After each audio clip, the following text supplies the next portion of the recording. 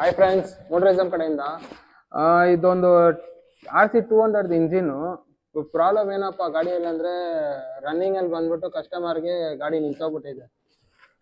Phone ಮಾಡಿದ್ರು ಈ ಥರ ಗಾಡಿ ನಿಂತೋಗಿದೆ ಅಂತ. ಮೋಟರ್ ಮಾಡಿ ಕಳ್ಸಿದ್ರು ಗಾಡಿನ. ಫುಲ್ ಎಲ್ಲ ಬಿಚ್ ನೋಡಿದ್ರಿ RC200 ಗಾಡಿದು. ಏನಪ್ಪ ಪ್ರಾಬ್ಲಮ್ ಅಂದರೆ ಗಾಡಿ ಫುಲ್ ಸೀಸ್ ಆಗಿದೆ. ಗಾಡಿ ಸೀಸ್ ಆಗಿ ಏನೇನಾಗಿದೆ ನೋಡಿ, ಈ ಥರ ವಾಲೇ ಬೆಂಡ್ ಆಗಿದೆ. ವಾಲ್ ಬೆಂಡ್ ಆಗಿ ಈ ವಾಲ್ ಬೆಂಡ್ ಆಗಿದೆ, ಈ ವಾಲ್ ಒಡೆದೋಗಿದೆ. ಆಮೇಲೆ ಪಿಸ್ಟನ್ ಫುಲ್ ಸೀಸ್ ಆಗಿದೆ. ಸೀಸ್ ಅಂತಾರೆ, ಸೀಸ್ ಅಂದರೆ ಇದೆ, ಈ ಥರ ಫುಲ್ ಲೈನ್ಸ್ ಬಿದ್ದೋಗುತ್ತೆ. ಅವಾಗ ನಿಮಗೆ ಆಯಿಲ್ ಸರ್ಕ್ಯುಲೇಷನ್ ಬಂದ್ಬಿಟ್ಟು ಇಲ್ಲಿಂದ ಮೇಲೆ ಬಂದ್ಬಿಟ್ಟು ಫುಲ್ ಸ್ಮೋಕ್ ಬರುತ್ತೆ. ಅವಾಗಲೇ ಸೀಸ್ ಆಗೋದು. ಸೀಸ್ ಅಂದರೆ ಇದೆ. ಸೊ ಇಲ್ಲಿ ನೋಡಿ, ಪಿಸ್ಟನ್ನು ಬೋರ್ ಕಿಟ್ ನೋಡಿ ಹೆಂಗಾಗಿದೆ. ಫುಲ್ ಬೋರ್ ಕಿಟ್ ಎಲ್ಲ ಫುಲ್ ಡ್ಯಾಮೇಜ್ ಆಗಿದೆ. ಆಮೇಲೆ ಕ್ಲಚ್ ಪ್ಲೇಟ್ ಎಲ್ಲ ಫುಲ್ ಓನ್ ಔಟ್ ಆಗಿದೆ ಇಲ್ಲೆಲ್ಲ.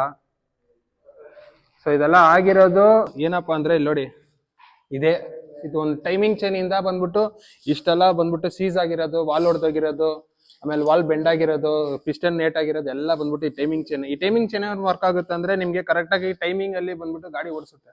ಏನೇನು ಟೈಮಿಂಗ್ ಚೈನ್ ಫುಲ್ ಲೂಸ್ ಆಗಿ ಓಡಿ ಸೌಂಡ್ ಬಂದ್ಬಿಟ್ರೆ ಅವಾಗ್ಲೇ ಅದನ್ನ ಚೇಂಜ್ ಮಾಡಕ್ ನೋಡಿ. ಯಾಕಂದ್ರೆ ಟೈಮಿಂಗ್ ಜಂಪ್ ಆದ್ರೆ ಈ ತರ ಬಂದ್ಬಿಟ್ಟು ಇಂಜಿನ್ ಎಲ್ಲ ನಿಮ್ಗೆ ಡ್ಯಾಮೇಜ್ ಆಗುತ್ತೆ. ಸೊ ಅದರಿಂದ ಏನೇ ಸೌಂಡ್ ಇರ್ಲಿ ಅದನ್ನ ಅವಾಗ್ಲೇ ಹೋಗ್ಬಿಟ್ಟು ಒಂದೇ ಸೌಂಡ್ ಕಡಿಮೆ ಖರ್ಚಾಗುತ್ತೆ. ಸೊ ಇವಾಗ ಒಂದೇ ಟೈಮಿಂಗ್ ಚೈನ್ ಬಂದ್ಬಿಟ್ಟು, ಇವಾಗ ಈ ಟೈಮಿಂಗ್ ಚೈನ್ ನೋಡಿದ್ರೆ ನಿಮ್ಗೆ ಬಂದ್ಬಿಟ್ಟು ಒಂದು 600 ರೂಪಾಯಿ 700 ರೂಪಾಯಿ ಅಷ್ಟೇ. ಸೊ ಅದಕ್ಕಿಂತ ಇದು ಬಂದ್ಬಿಟ್ಟು ದೊಡ್ಡ ಖರ್ಚಿರುತ್ತೆ ನಿಮ್ಗೆ. ಆಲ್ಮೋಸ್ಟ್ ಒಂದು 30-25 ಸಾವಿರ ಬಂದ್ಬಿಟ್ಟು ನಿಮ್ಗೆ ಖರ್ಚಾಗೋದು ಅವಾಯ್ಡ್ ಆಗುತ್ತೆ. ಸೊ ಇದೇ ತರ ಟಿಪ್ಸ್ ಅಂಡ್ ಇನ್ಫಾರ್ಮೇಶನ್ ತಿಳ್ಕೊಳ್ಳೋದಕ್ಕೆ, ಗಾಡಿ ಬಗ್ಗೆ ತಿಳ್ಕೊಳ್ಳೋದಕ್ಕೆ, ಏನೇ ಗಾಡಿ ಇರಲಿ, ಯಾವುದೇ ಪ್ರಾಬ್ಲಮ್ ಇರಲಿ, ಯಾವುದೇ ಗಾಡಿ ಇರಲಿ, ಮೋಟರಿಸಮ್ ಕಾಂಟ್ಯಾಕ್ಟ್ ಮಾಡಿ. Thank you, bye.